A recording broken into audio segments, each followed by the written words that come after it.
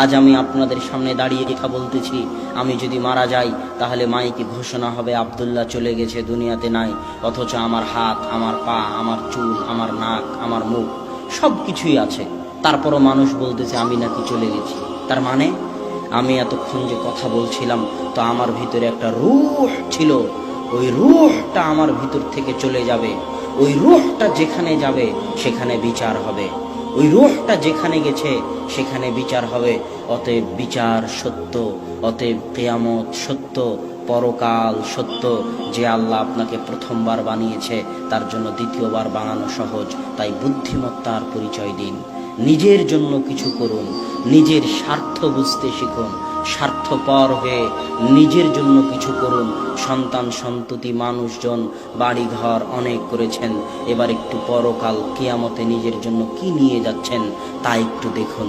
এই জন্যই কিন্তু আল্লাহ আপনাকে সৃষ্টি করেছে, ওমা খালাকতুল জিন্না ওয়াল ইনসা ইল্লা লিয়াবুদুন।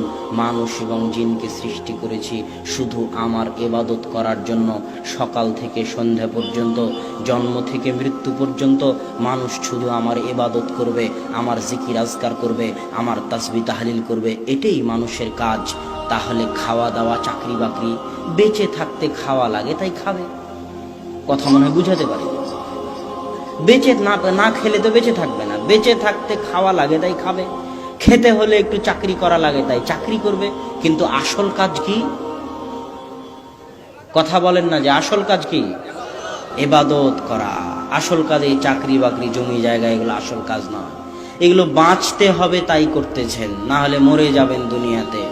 বাঁচতে হবে তাই করতেছেন। আসল কাজ হচ্ছে ইবাদত করা, আসল কাজ জিকির আজকার করা। কিন্তু আল্লাহ জানে দুনিয়ার মানুষ 24 ঘন্টা আল্লাহর জিকির আজকার করতে পারবে না। মুসা আলাইহিস সালাম জানতেন দুনিয়ার মানুষ 24 ঘন্টা 50 ওয়াক্ত সালাত আদায় করতে পারবে না। এই জন্য আল্লাহ বলেছেন ওয়া আকিমিস সালাতা লিযিকরি। দুনিয়ার মানুষ আমি জানি তোমরা 24 ঘন্টা পারবে না, তবে অন্তত পক্ষে, নিম্ন পক্ষে, যে কোনো মূল্যে সারাদিনে 5 বার আমি আল্লাহ আমাকে স্মরণ করিও। আল্লাহু আকবার। স্মরণ করলে আল্লাহর কোনো উপকার আছে তা না, স্মরণ করলে আপনারই উপকার আছে। আজকে আমাদের আলোচনার যেটা মূল বিষয়বস্তু, সেটা হচ্ছে আপনি যা করেন না কেন আপনারই উপকার। স্মরণও যদি করেন তো আপনারই উপকার। ইউনূস আলাইহিস সালাতু ওয়াস সালাম যখন মাছের পেটে ছিল তখন তিনি বলেছিলেন লা ইলাহা ইল্লা আনতা সুবহানাকা ইন্নী কুনতু মিনাজ জালিমিন।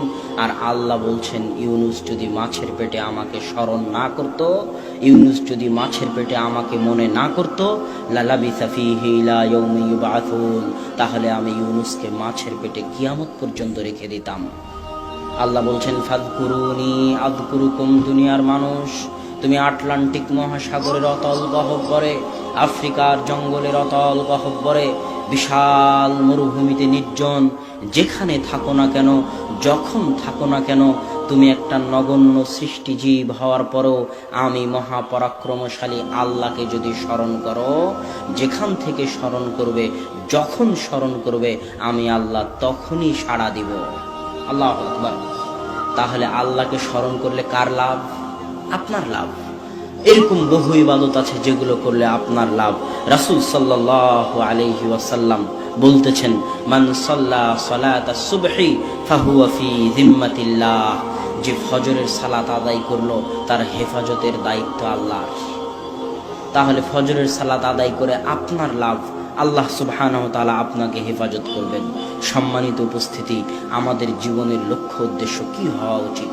আমাদের জীবনের লক্ষ্য উদ্দেশ্য এই টাকা পয়সা উপার্জন করা, এইভাবে দিক বিদিক ঘুরে বেড়ানো, বস্তুবাদী হওয়া। বস্তুবাদী মানে যেটা বস্তু, এগুলো হচ্ছে বস্তু, চোখে দেখা যায়, সবসময় টাকার চিন্তা, সবসময় বস্তুর চিন্তা, এটা হচ্ছে বস্তুবাদী হওয়া। এটা আমাদের জীবনের লক্ষ্য উদ্দেশ্য নয়, এটা ধোঁকা, এটা ধোঁকা, এটা ধোঁকা। বরং আমাদের লক্ষ্য উদ্দেশ্য হওয়া উচিত আমরা কিভাবে ইবাদত করে জান্নাতে যাব।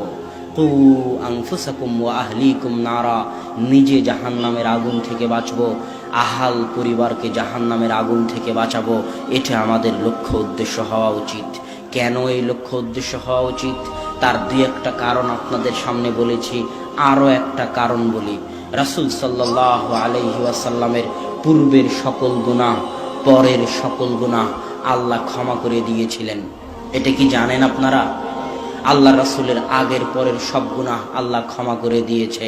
তারপরেও আল্লাহ রাসূল এত ইবাদত করতেন, এত ইবাদত করতেন, এত ইবাদত করতেন যে তার পায়ের গোড়ালি ফুলে যেত। তো সাহাবীরা জিজ্ঞেস করলেন, এত গুনাহ, আল্লাহ আপনার সব গুনাহ ক্ষমা করে দিয়েছে আগের পরের, তাও কেন আপনি এত ইবাদত করেন? তখন আল্লাহ রাসূল বলতেছে, আফালা আকুনু আবদান শাকুরা, আমি কি আল্লাহর শুকরিয়া আদায়কারী বান্দা হব না? আল্লাহু আকবার। আপনি যে আল্লাহর কত নিয়ামত ভোগ করতেছেন, তার কি শুকরিয়া আদায় করতে হবে না? ইন তাউদ্দু নি'মাতাল্লাহ, তোমরা যদি আল্লাহর নিয়ামত গণনা করতে চাও তো গুণে শেষ করতে পারবেন না। আমি আপনাকে একটা নিয়ামতের কথা বলি, এই যে মোবাইলগুলো চলতেছে, এই মোবাইলগুলোতে মেগাপিক্সেল আছে ক্যামেরায়, 8 মেগাপিক্সেল, 16 মেগাপিক্সেল।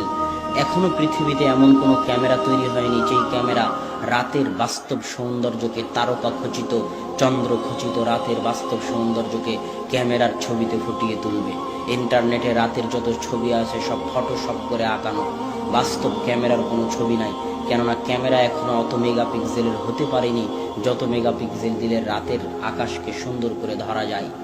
পৃথিবীতে সর্বোচ্চ মেগাপিক্সেলের ক্যামেরা 50, আর আল্লাহ মানুষের চোখে দিয়েছেন 570 মেগাপিক্সেল। আল্লাহু আকবার।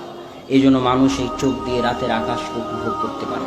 এই জন্য বাস্তব ছবিতে যেটা আপনি দেখেন অনেক সুন্দর, ওই জায়গায় যখন আপনি নিজে চোখে দেখতে যান তখন অত সুন্দর মনে হয় না। কেননা যেই ক্যামেরা দিয়ে তোলা হয়েছিল তার পাওয়ার ছিল কম, আর আল্লাহর দেওয়া যে ক্যামেরা দেখতেছে এর পাওয়ার হচ্ছে বেশি। এই জন্য ভুল ত্রুটি, খুঁটিনাটি, খুঁতগুলো ওই চোখের সামনে ধরা পড়ে যায়, এই জন্য অত ভালো লাগে না। আর ক্যামেরার অত ক্ষমতা নাই, এই জন্য ক্যামেরা শুধু ভালো ভালো জায়গাটুকু ধরে নেয়, আর দেখতে তখন সুন্দর লাগে ছবিতে, বাস্তবে গেলে অত সুন্দর লাগে না। আল্লাহর দেওয়া এই একটা চোখের আপনি নিয়ামতের শুকরিয়া আদায় আজীবন, সারা জীবন করতে পারবেন না। সকাল সন্ধ্যা আল্লাহর খাচ্ছেন, আল্লাহর জমিনে বসে আছেন, আল্লাহর দেওয়া রৌদ্রের আলো ভোগ করতেছেন, আল্লাহর দেওয়া অক্সিজেন, মেডিকেলে গেলে অক্সিজেনের কত দাম দেখেন। তো আপনি কি আল্লাহর একটু শুকরিয়া আদায় করতে চান না? না নিমক হারাম হতে চান? নিমক হারাম বোঝেন? যার খায় তার গুণ গায় না, তাকে কি বলে? নিমক হারাম। মানুষ বড় নিমক হারাম। মানুষ যার খায় তার গুণ গায় না।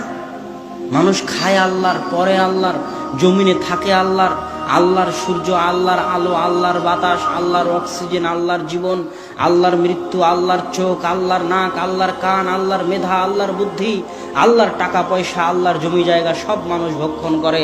আর যখন দোয়া করার দরকার হয় তখন শাহজালালের মাজারে চলে যায়, আর যখন অসুখ হয় তখন তাবিজ কবজের কাছে চলে যায়। ওই মানুষই আবার বলে যে আমি সন্তান নিব না। তুই নেওয়ার কে, আল্লাহ যদি না দেয়?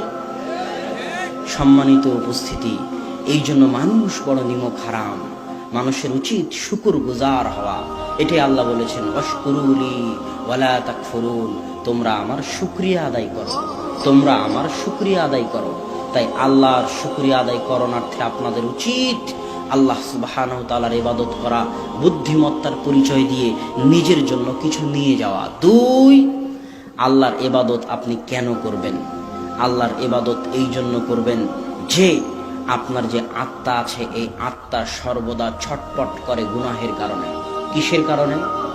গুনাহের কারণে। দলিল, আপনি আয়াতে বলতেছেন, রব্বানা যালামনা আনফুসানা ওয়া ইল্লাম তাগফির লানা ওয়া তারহামনা লানাকুনান্না মিনাল খাসিরিন।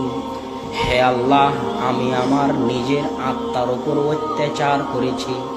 রব্বানা জালামনা মানে কি জানেন? রব্বানা জালামনা আনফুসানা মানে এটা নয় যে হে আল্লাহ আমি গুনাহ করেছি। রব্বানা জালামনা আনফুসানা মানে হচ্ছে, হে আল্লাহ আমি আমার আত্মার উপর কি করেছি? জুলুম করেছি, অত্যাচার করেছি। তার মানে আপনি যতবার পাপ করেন, যতবার গুনাহ করেন, আপনার আত্মার উপর একটা কালো দাগ পড়ে যায়। আত্মা ছটফট করতে থাকে, অস্থির হয়ে যায়, হতাশ হয়ে যায়, চিন্তাযুক্ত হয়ে যায়। কেননা ওই আত্মাকে তো আল্লাহ সৃষ্টি করেছে, সে আল্লাহর দিকে ফিরে যেতে চায়। কিন্তু আপনার হাওয়া, আপনার প্রবৃত্তি, আপনার মনের স্বাদ, মনের চাহিদা, টাকার নেশা, গুনাহের নেশা, আপনি আত্মার উপর অত্যাচার করেই চলেছেন, করেই চলেছেন, করেই চলেছেন। আত্মাকে আপনি শান্তি দিচ্ছেন না। যখন এই গুনাহের বোঝা অনেক বেশি হয়ে যায়, তখন অস্থিরতার একটা পর্যায়ে, হতাশার একটা পর্যায়ে, চিন্তার একটা পর্যায়ে আত্মা আত্মহত্যা করে বসে। অথবা সব পাপ গুনাহ ছেড়ে দিয়ে আল্লাহর রাস্তায় ফিরে আসে। এটাই আল্লাহ বলেছে, আলা বিযিক্রিল্লাহি তাতমাইন্নুল কুলুব।